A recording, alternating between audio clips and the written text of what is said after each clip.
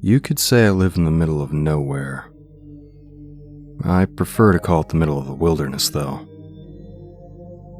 And after living alone out here long enough, I thought I would become familiar with the land out here, and even get comfortable. But I never have. Maybe used to this place, but never comfortable. Pretty sure I can hold my own out here for the time being, but even so, lots of weird shit happens out here.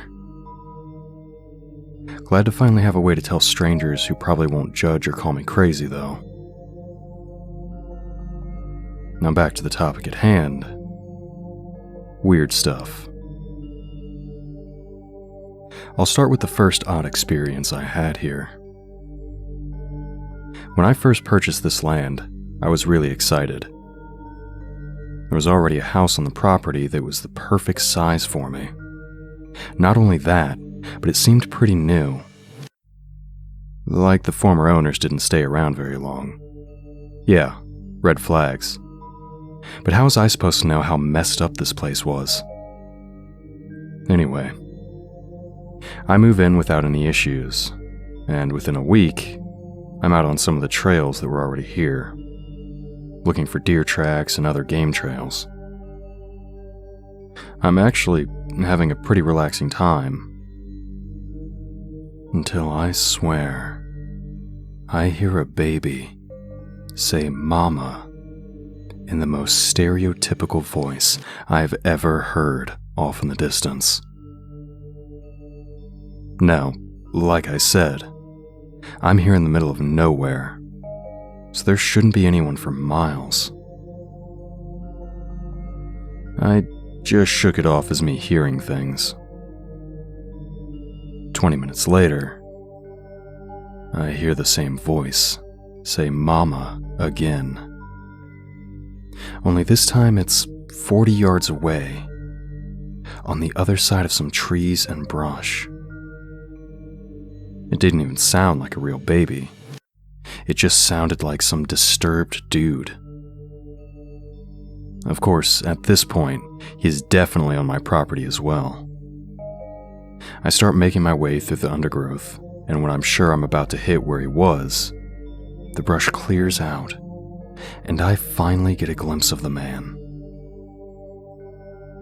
He was butt naked and halfway behind a tree, and flaunting a huge smile, while his eyes stayed kinda squinty. He was also pretty skinny, as I could see his ribs. Now usually you hear people say that at this moment my blood ran cold, but honestly, mine didn't.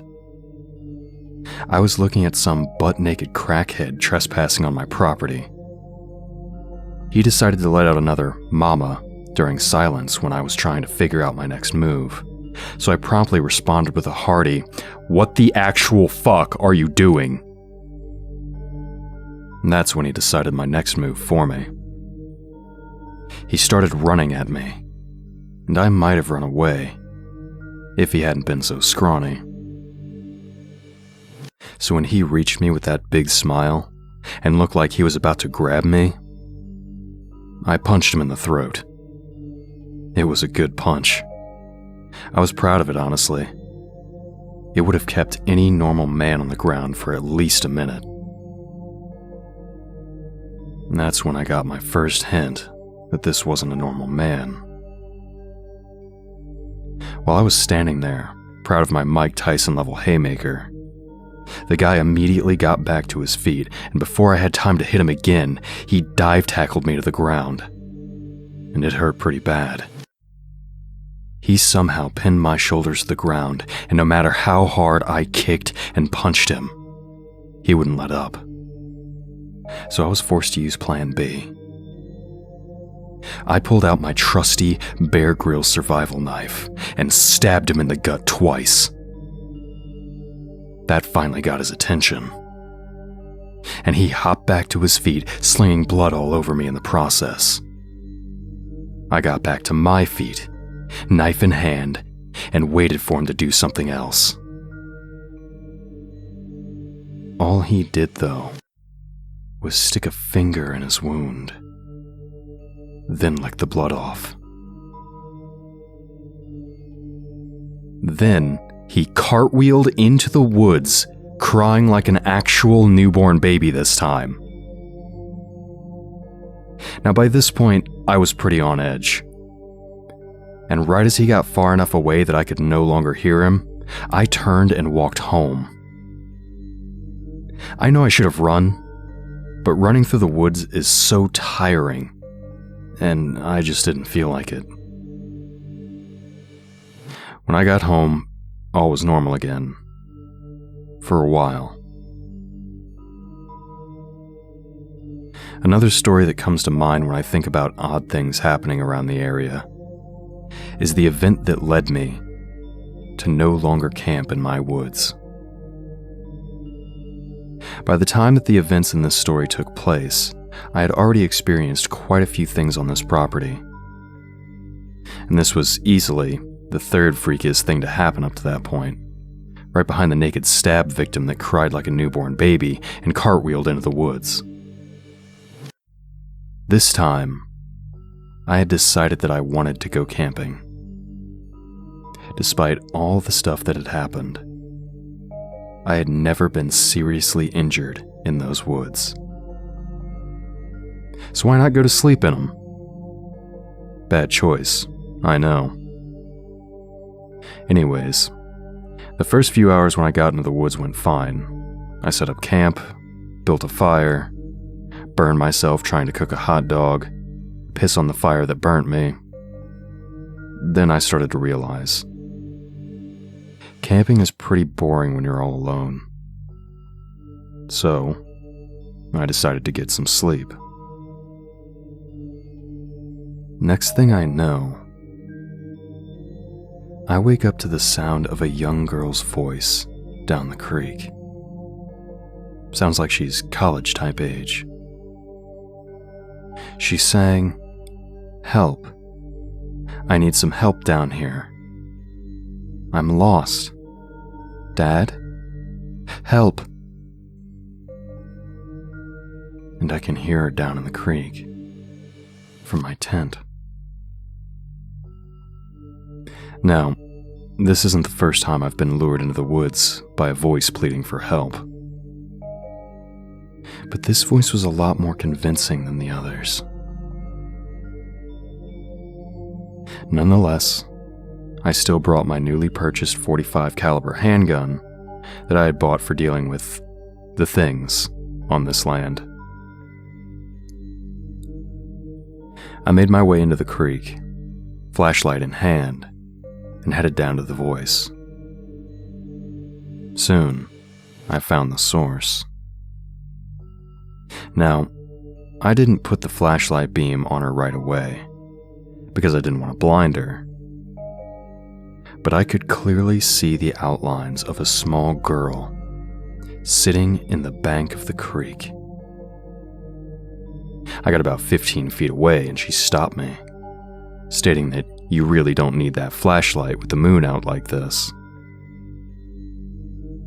It wasn't even close to a full moon, so that confused me a little. I replied with, "I don't know about you, but I can't see a thing out here. Let me help you though. Are you hurt?" Then, I started to shine the flashlight on her.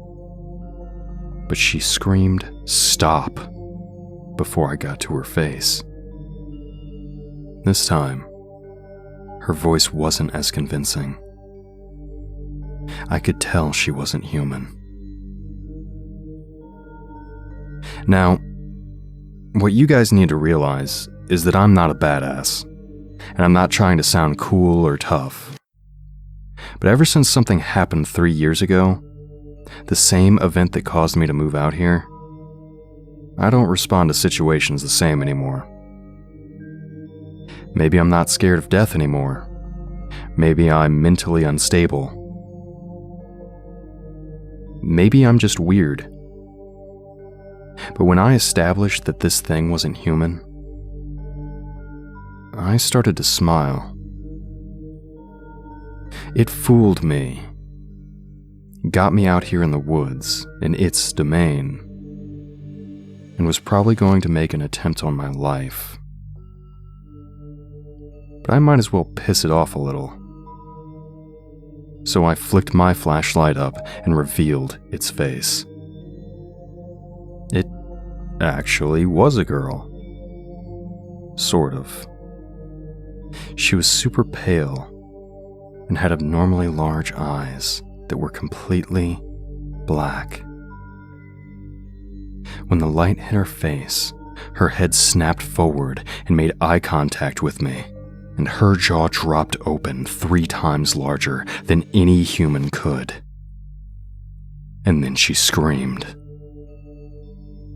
It was loud. An inhuman loud. It sounded like a girl's scream, but as if it was being played through massive speakers to make it ear-splitting. Then, I felt something closing around my neck. She hadn't moved, but was somehow choking me. Still screaming. I've realized while living here that the entities that can hurt you can also get hurt themselves. Now, most of them are tough as nails, but they can be hurt. This memory went through my head just as I felt something warm dripping onto my neck, and my left ear went quiet. Busted eardrum. I aggressively threw my flashlight at the bitch, and it connected with what I assumed was her eye. I couldn't tell for sure because I didn't have a flashlight, and yes, I forgot to use the gun. It was new, and in the current life or death situation, I forgot I had it. Luckily, this girl wasn't one of the tough ones, and I felt the grip on my neck loosen, and her scream stopped. No sooner had I taken my first breath when she bent over backwards possession style and sprinted into the woods in reverse. When I finally caught my breath, I slowly walked up to my campsite and went to sleep in the tent. You may be asking why I didn't go back home after that. Well, it was like a 20-minute hike, and my flashlight was broken, so I had to wait till morning. Slept pretty good though. No noises woke me up. I woke up the next morning expecting my ear to be killing me, but miraculously, it was completely back to normal. I later figured out that it was the lady in the tree who fixed my ear, but that was for another time. That morning, I just packed up everything and headed back home. Only thing that got messed up was my flashlight, so I wasn't even that disappointed in the trip. I still don't camp out there anymore, because no matter how weirdly wired I am, that girl really did freak me out a good bit. And I'm sure she's still out there. What you'll notice so far is that these entities aren't really very effective killers. But that doesn't go for everything out here. I can't tell you all about the property without mentioning Skinny. Fuck Skinny. I understand that skinwalkers are a common topic in the horror scene at the moment, and from what I can tell, I think that's the creature I'm dealing with. But I could also be wrong. Because if this is a skinwalker, it's advanced to another level. Not only does it imitate voice, it imitates appearance. And it really wants me dead or gone. I like to call it Skinny. I think it pisses him off, though. And when I say his name, I say it loud, especially at night. I know he's listening. I've lived here for 3 years now, and he's been harassing me for about a year. And he's good. One of the smartest things to come after me so far. The only one that can seem to almost get in my head. He tries to lure me out, not by pretending to be someone in trouble, like other imitators that I've dealt with before. He's aware that that stuff doesn't work on me anymore. No. He tries to piss me off. He wants me to try to kill him. The problem is, we both know I probably can't. One time he got me, though. I was watching a documentary about veteran suicide. It's a terrible topic. I'm a supporter of our armed forces, and I think it's terrible that our government doesn't take better care of the vets that risk everything overseas, so we don't have to. And they were doing a slideshow of men who had, unfortunately, lost the struggle with their own inner demons. I had to look away for a second, because this one guy that appeared on the screen looked too young and happy to have gone to this dark of a place. He was mixed race, from what I could tell, athletic looking, and had a big dimpled smile on his face. And then when I looked away, I'm suddenly staring at the same kid outside of my window. Same smile, same build, same uniform. One difference, however. Across his forehead was the word failure. I instantly knew it was Skinny. He wasn't trying to imitate this kid. He was insulting him. And he finally struck a nerve. I had seen him imitate so many other people and try so many other tactics, but this was one that finally broke me. I was ending this creature. I exploded out of my chair and bolted for my bedroom, grabbed my .45 caliber handgun, and proceeded to walk towards the same window the young soldier was still staring through. I got within 5 feet and saw that the word had changed. It now spelled out, I deserved it. After reading this, I didn't hesitate to raise my gun and fire 2 shots. But I think he ducked them. Bastard is fast. I stormed outside to try and find him, but he wasn't anywhere to be seen. That's when I hear, "Gotcha," whispered into my ear, and I was flung against the wall of my house.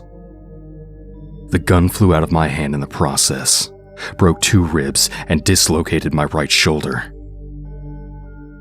I was a dead man, and he knew it. Ever since the incident that led me to buy a house by myself out in the middle of the woods, I don't think I've ever felt fear again. Something is wrong with my head. But I did feel defeat. I fell for his trap. And now he's going to kill me. As these thoughts passed through my brain, I passed out from the pain. And the concussion, probably. Then, for some reason that I still don't understand, I woke up.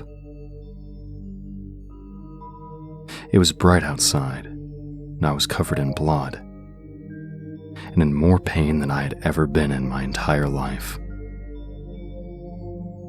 But I was alive. Why was I alive? I struggled to stand up with my right arm hanging loosely at my side. And I soon noticed the words carved into the outside wall of my house.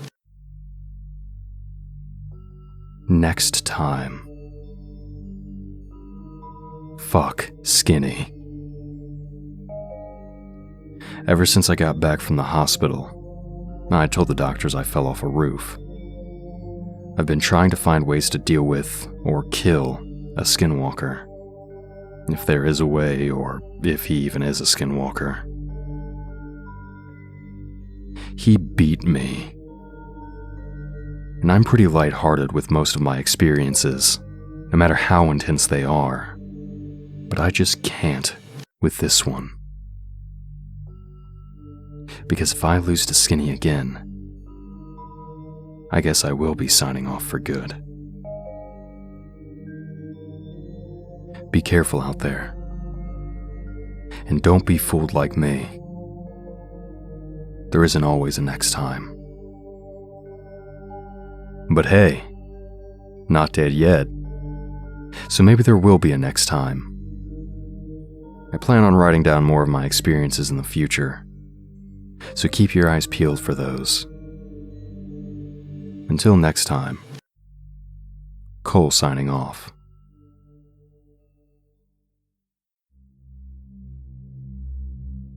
Greetings, friends and fiends. Chronicler here. We here at Creepy Spaghet would like to thank Murderbird17 for allowing us to tell their story. If you enjoyed this story, be sure to subscribe to stay updated on these terrible tales.